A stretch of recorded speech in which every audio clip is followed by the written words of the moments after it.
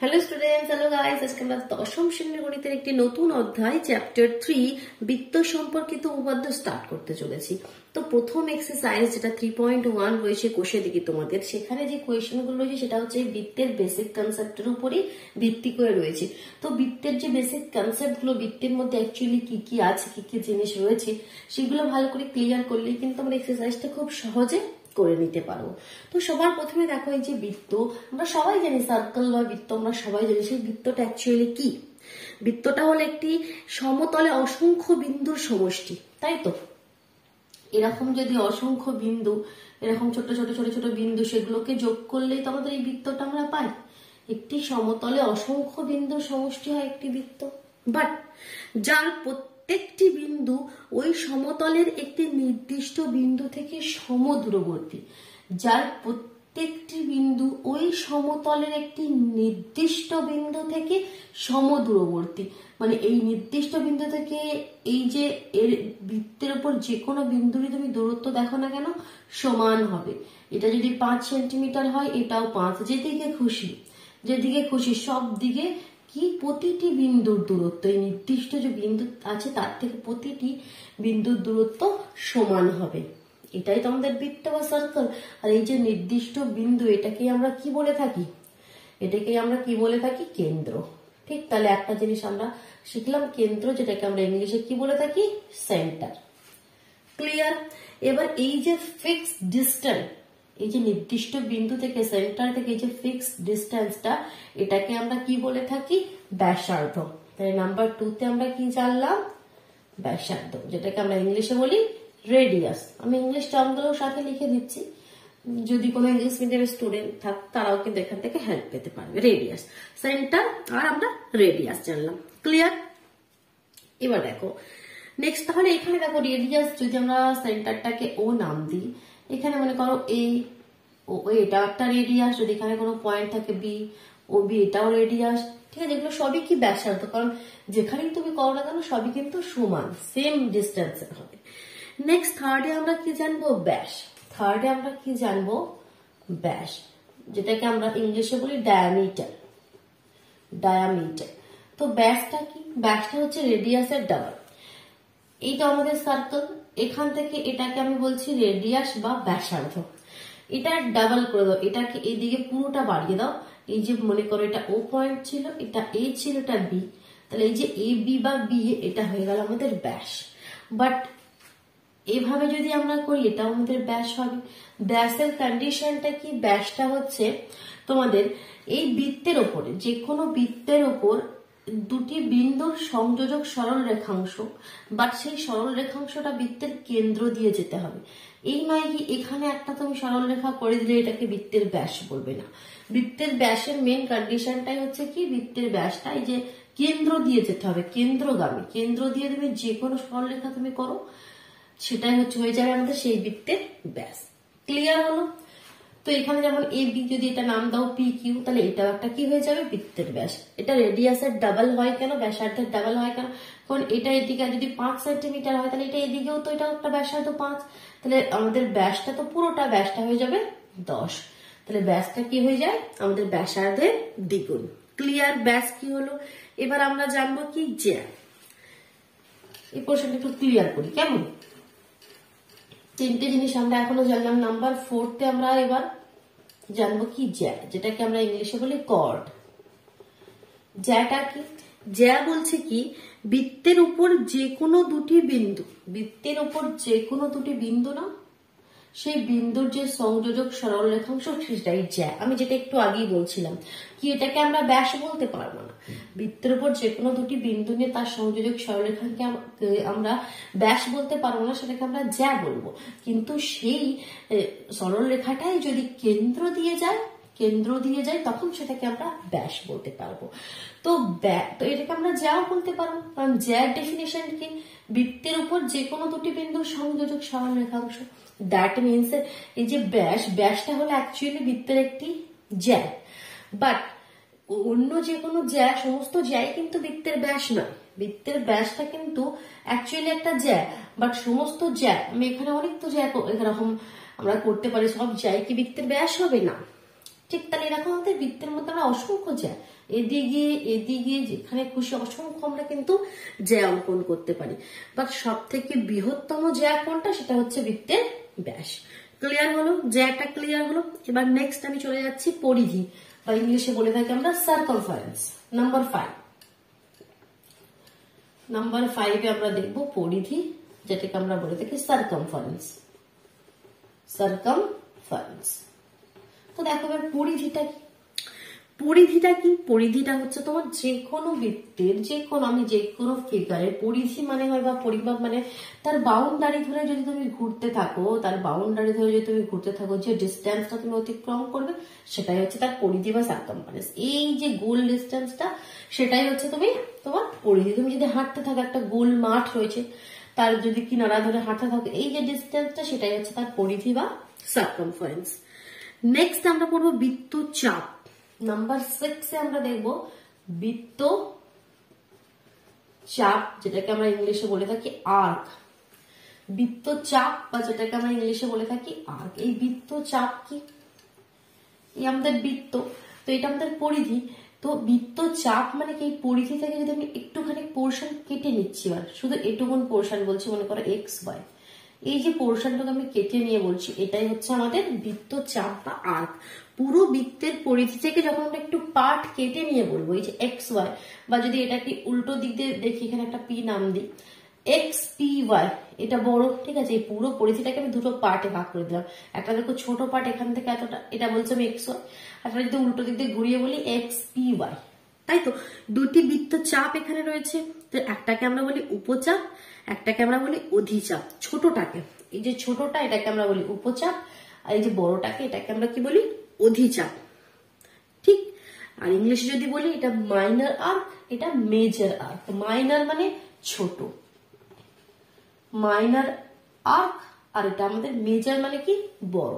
তো এটাকে আমরা কি বলি, মেজর আর্ক। ক্লিয়ার? আচ্ছা, বাংলায় বললে একটা উপচাপ, আর বড়টাকে আমরা বলছি অধিচাপ। এটা হয়ে গেল বৃত্তের চাপ বা আর্ক। নাম্বার 6 যেটা বললাম সেটা ক্লিয়ার হলো। এবার নাম্বার 7 মুভ করছি। এবার আমরা বৃত্তাংশ আর বৃত্ত কলা নিয়ে একটু ডিসকাস করি। নাম্বার 7 হচ্ছে বৃত্তাংশ। আর আমি দুটো একসঙ্গে লিখছি আর একসঙ্গে বোঝাবো, কারণ একটা যখন তোমরা বলবো বুঝতে পারবে। এটা একটা হচ্ছে বৃত্ত কলা, একটা বৃত্তাংশ, একটা হচ্ছে বৃত্ত কলা। বৃত্তাংশটাকে আমরা ইংলিশে বলি সেগমেন্ট। ইংলিশ টার্মটা আমি এখানে লিখে দিই, সেগমেন্ট। আর বৃত্ত কলাটাকে আমরা বলি সেক্টর। সেগমেন্ট আর সেক্টর। দেখো এবার সেগমেন্ট আর সেক্টর কি হয়। একটা বৃত্তকে, একটা বৃত্ত রয়েছে, আমি দুটো বৃত্ত এখানে অঙ্কন করছি, সেটাকে আমি দুটো পার্টে ডিভাইড করব। সেটাকে আমি কি করব, দুটো পার্টে ডিভাইড করব। কিভাবে ডিভাইড করতে পারি, একটা তো এরকম জ্যা অঙ্কন করে, একটা জ্যা, এটা তো একটা জ্যা, বৃত্তের উপর যে কোনো দুটি বিন্দুর সংযোজক সরলরেখাংশ বৃত্তের জ্যা। তো জ্যা দিয়ে আমি দেখো বৃত্তটাকে দুটো পার্টে ভাগ করে দিলাম, একটা উপরের দেখো একটু বড় পার্ট, একটা নিচের একটু ছোট পার্ট।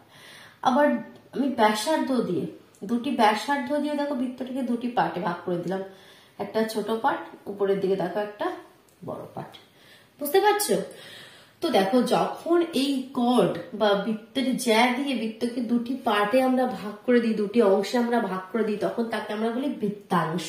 কি বলি, এটা হচ্ছে আমাদের বৃত্তাংশ, বা ইংলিশে বলে থাকি সেগমেন্ট। ক্লিয়ার? সেগমেন্ট কোনটা। আর এবার এই সেগমেন্টের যে ছোট ভাগটা থাকে, দেখো এদিকে পার্টটা ছোট, এদিকে পার্টটা বড়, তো ছোট পার্টটাকে আমরা কি বলবো তাহলে, ইংলিশে মাইনর সেগমেন্ট। আর বড় পার্টটাকে কি বলবো, মেজর সেগমেন্ট। এটা আমাদের কি, মাইনর সেগমেন্ট, আর এটা আমাদের কি, মেজর সেগমেন্ট। আর যদি বাংলায় বলে থাকি, বাংলায় বললে আমাদের বড়টাকে বলবো অধিবৃত্তাংশ, আর ছোটটাকে বলবো উপবৃত্তাংশ। ক্লিয়ার? এবার বৃত্তকলা।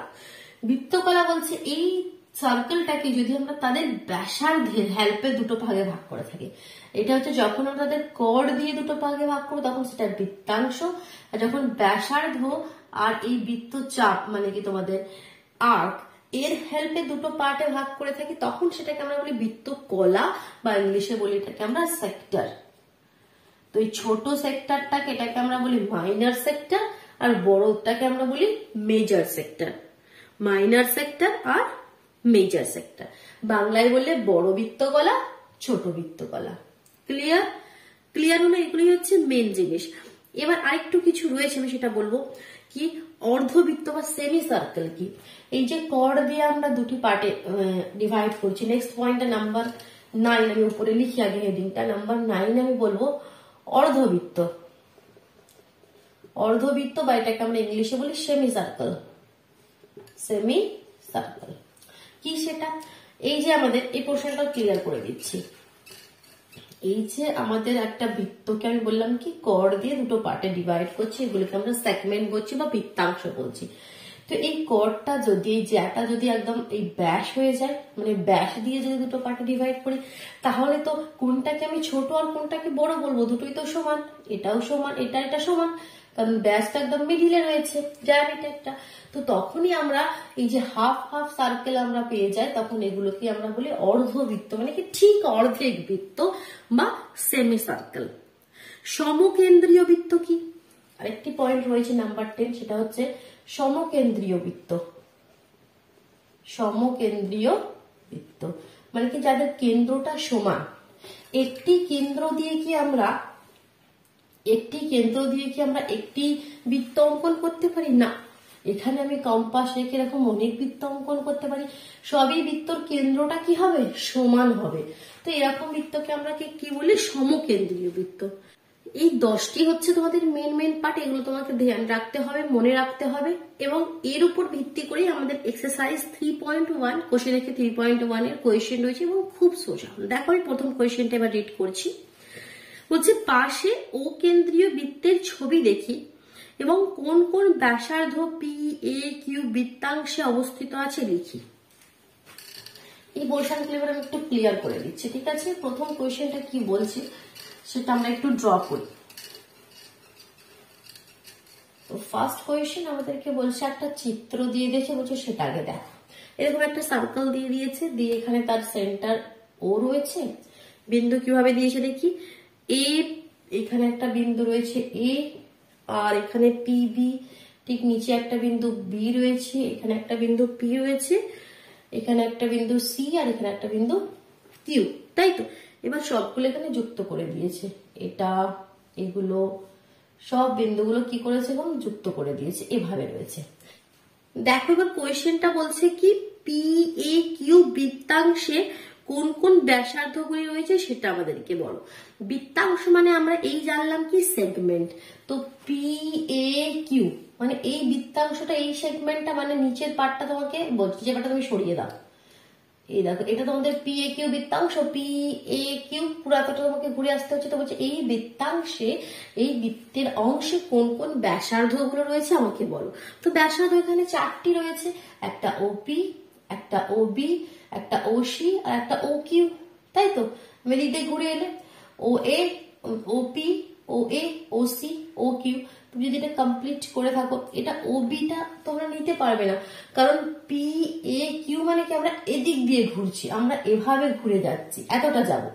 এই নিচের পোর্শনে কি আছে আমরা সেটা নিতে পারবো না, মানে কি ওবিটা আমরা নিতে পারবো না। তাহলে কোন কোন ব্যাসার্ধ রয়েছে নামগুলো আমরা লিখছি। ওপি, ও এ, ও সি আর ও কিউ, এই 4টি ব্যাসার্ধ রয়েছে। ক্লিয়ার? নেক্সট দেখো 2 এর দাগে ফিল ইন দ্য ব্ল্যাঙ্কস রয়েছে, সেগুলো একটু দেখি। প্রথমটি বলছে কি একটি বৃত্তের ড্যাশ বিন্দু রয়েছে। একটি বৃত্তে অসংখ্য বিন্দু রয়েছে। 2 এর দাগের ফার্স্টটা যেটা বলছে একটি বৃত্তে ড্যাশ বিন্দু রয়েছে, তাহলে কি হবে? অসংখ্য, বৃত্তে তো অসংখ্য বিন্দু রয়েছে।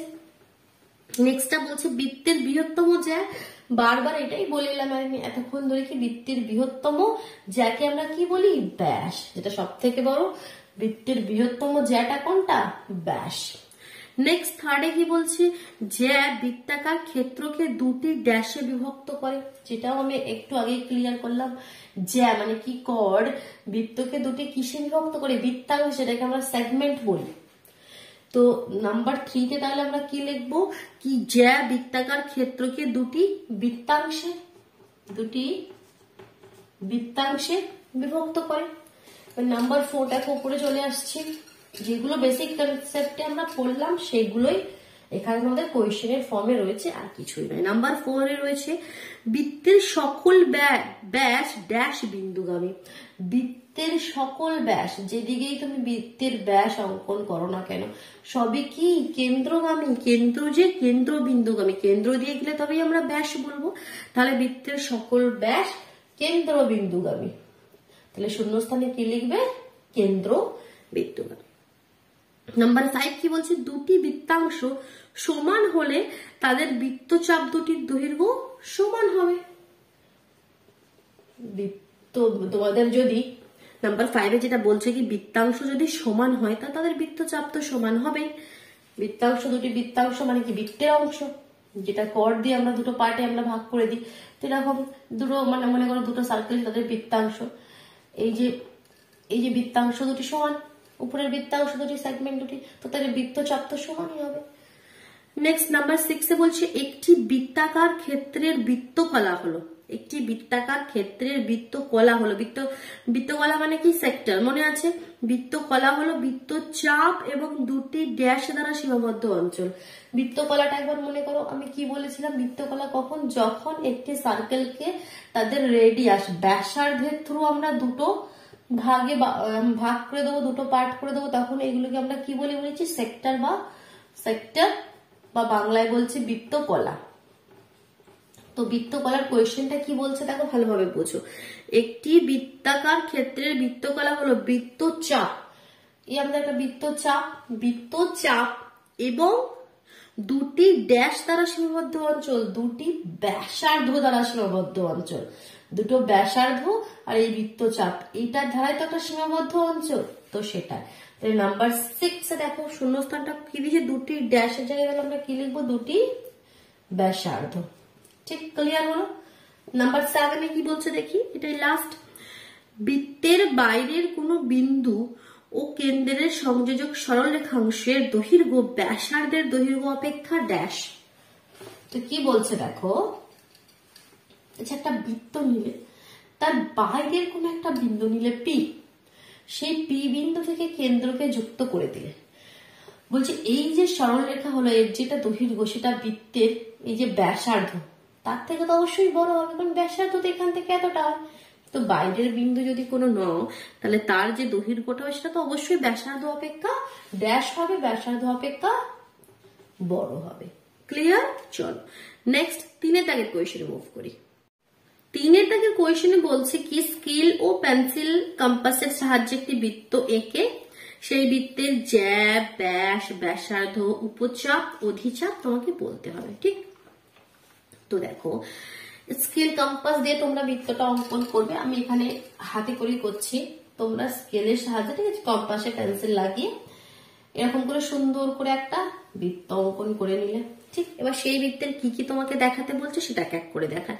তো সবার প্রথমে বলছে কি কেন্দ্র, তো এই পয়েন্টটাকে তুমি ও নাম দেবে, তাহলে এরকম ভাবে লিখবে কি কেন্দ্র হচ্ছে আমাদের ও।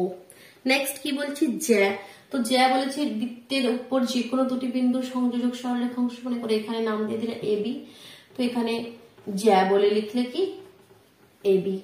নেক্সট কি ব্যাস, যেগুলো আমরা পড়লাম, ব্যাস কেন্দ্র দিয়ে যাবে, তো এখানে মনে করো পি কিউ নাম দিয়ে দিলে, তো ব্যাস বলে লিখলে কি পি কিউ, পি কিউ হচ্ছে এই বৃত্তের ব্যাস। তারপরে কি ব্যাসার্ধ, ব্যাসার্ধ কি এখান থেকে এই ও কিউ বলতে পারো, বা আলাদা করে তুমি একটা করে নাও অন্য কোনো ও এক্স, ঠিক আছে এটাও বলতে পারো। এখানে ও কিউ, ও এক্স, ও পি সবই ব্যাসার্ধ, যে কোনো একটা বলো। ব্যাসার্ধতে আমি বলে দিলাম ও এক্স। নেক্সট কি বলছে উপচাপ, অধিচাপ। চাপ আমরা শিখেছি বৃত্তচাপ কি বৃত্তের যে পরিধি থেকে যে কোনো একটা ছোট পোর্শন কেটে নিলে, মনে করো এখান থেকে এই পোর্শনটুকু আমি কেটে নিলাম, এখান থেকে এতটা পোর্শন কেটে নিলাম, নাম দিলাম কি আমরা যে কোনো নাম দিয়ে, মনে করো আর আর এস নাম দিলাম। তো আর এস কি হলো এই বৃত্তের একটা আমাদের চাপ হলো। এবার উপচাপ আবার কি বলছে আমাদের অধিচাপ, অধিচাপ মানে বড় চাপটা, উপচাপ মানে ছোট চাপটা। তাহলে এই যে আর এস এটা হচ্ছে আমাদের উপচাপ ছোটটা, আর যদি এটাই উল্টো দিক দিয়ে ঘোরো সেটাকে তখন আমরা অধিচাপ বলবো। যদি এখান থেকে ঘোরো তাহলে আর এর মিডিলে যে কোনো আর, এখানে একটা যে কোনো আমি নাম দিচ্ছি ওয়াই, আর ওয়াই এস। অধিচাপে আমি কি লিখছি, অধিচাপে আমি কি লিখছি আর ওয়াই এস। আমি অনেক এখানে নাম আছে, যদি নামগুলোকে তুমি সরিয়ে দাও, যে কোনো একটা নাম দিলেই হবে, এই নামগুলোকে আমি সরিয়ে দিলাম যদি তোমাদের ডাউট লাগে। তাহলে আর ওয়াই এক্স এটা এই দিক দিয়ে ঘুরলে এটা অধিচাপ, আর ছোটটা হচ্ছে উপচাপ। ক্লিয়ার? এবার সত্য মিথ্যা রয়েছে, 4 দাগের সত্য মিথ্যাগুলো দেখি কেমন। এই প্রশ্নটা ক্লিয়ার করে দিচ্ছি, বোঝা গেল? অসুবিধা হলে ভিডিও পজ করে নাও, নিয়ে কমপ্লিট করে নাও, কেমন? 4 দাগের আমরা এবার সত্য মিথ্যাগুলো একটা একটা করে দেখে নিই। প্রথমটা বলছে বৃত্ত একটি সমতলিক চিত্র। হ্যাঁ, অবশ্যই। তাহলে প্রথমটা কি আমাদের সত্য। নেক্সট, বৃত্তাংশ একটি সমতলিক ক্ষেত্র। বৃত্তাংশ মানে কি? সেগমেন্ট, তাই তো? আমরা এই মাত্র যেটা বললাম বৃত্তাংশ, যেটা জ্যা দুটো পার্টে ভাগ করে দিচ্ছি, এটা বৃত্তাংশ। তো এটা একটা সমতলিক চিত্র। হ্যাঁ, একটা সমতলের উপরেই তো আমরা এটাকে অঙ্কন করেছি। হ্যাঁ, এটাও আমাদের ঠিক। নাম্বার 3টা দেখি, সত্য বলছে এটা। নাম্বার 3 বলছে বৃত্তকলা মানে সেক্টর, যেটা ব্যাসার্ধ দিয়ে, বৃত্তকলা সেক্টর যেটা ব্যাসার্ধ দিয়ে দুটো পার্টে আমরা ভাগ করেছি, বৃত্তকলাটা একটা সমতলিক ক্ষেত্র। হ্যাঁ, এটাও একটা সমতলই আমরা অঙ্কন করতে পারবো, এটাও একটা সমতলিক ক্ষেত্র। সত্যই হচ্ছে এখনো পর্যন্ত সব। যা একটি সরল রেখাংশ। নাম্বার 4 বলছে কি যা একটি সরল রেখা। যা মানে কি? বৃত্তের উপর যে কোনো দুটি বিন্দুর সংযোজক সরল রেখা। হ্যাঁ, যা একটি সরল রেখা, এখানেও কোনো ভুল নেই, এখনো পর্যন্ত সবই তো সত্য সত্যই হচ্ছে। নাম্বার 5 দেখি চাপ একটি সরল রেখা। না, এখানে একটু ভুল করে দিল। চাপ, বৃত্তের চাপ মনে করে এই পোর্শনটা কেটলাম, এটা একটা চাপ, আঁক না, এটা একটা সরল রেখা নয়, এটা আমাদের মিথ্যা। নাম্বার 5 আমাদের মিথ্যা। নাম্বার 5 বলছে, নাম্বার 6 বলছে একটি বৃত্তের সসীম সংখ্যক একই দৈর্ঘ্যের যা আছে।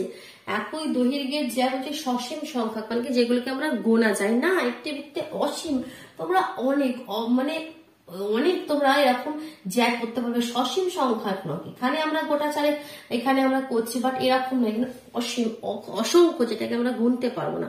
ঠিক আছে, এরকম আমরা জ্যা করতে পারি। তো এটাও আমাদের ভুল। নাম্বার 6টাও আমাদের বলছে ভুল। নাম্বার 7 বলছে একটি নির্দিষ্ট বিন্দুকে কেন্দ্র করে একটি বৃত্ত অঙ্কন করা সম্ভব না। এটাও ভুল বলছে, কারণ আমরা একটু আগেই বলে দিয়েছি একটি নির্দিষ্ট বিন্দু করে একটি বিন্দুকে কেন্দ্র করে একটি বৃত্ত কেন, অনেক বিন্দু আমরা করতে পারবো। তো এটাও আমাদের ভুল বলছে, তাই তো? তাহলে 5, 6, 7 এই তিনটি আমাদের এখনো পর্যন্ত ভুল হচ্ছে। এবার লাস্ট নাম্বার 8টা দেখি। নাম্বার 8টা দেখি কি হচ্ছে। দুটি সর্বসম বৃত্তের ব্যাসার্ধের দৈর্ঘ্য সমান। সর্বসম বৃত্ত কি? মানে পুরোপুরি এরকম সেম। সর্বসম কি? পুরোপুরি সেম, যেগুলোকে দেখতে একদম আকার, শেপ, সাইজ সমস্ত সেম, তাকে আমরা বলছি সর্বসম। হ্যাঁ ঠিক, এদের তো ব্যাসার্ধ সমানই হবে না। সর্বসম বৃত্ত বলে তাদের ব্যাসার্ধের দৈর্ঘ্য তো সমানই হবে। তো এটা আমাদের ঠিক বলছে। তাহলে সত্যটা কিন্তু জিতে গেল। দেখো, সত্যের জয় হলো। 4টে আর একটা 5টা সত্য হলো আর 3টে মিথ্যা হলো। তাহলে চলো, তাহলে আজকের মতন টাটা। তাহলে নেক্সট ভিডিওতে আমরা এক্সারসাইজ 3.2 স্টার্ট করবো, কেমন? চলো টাটা।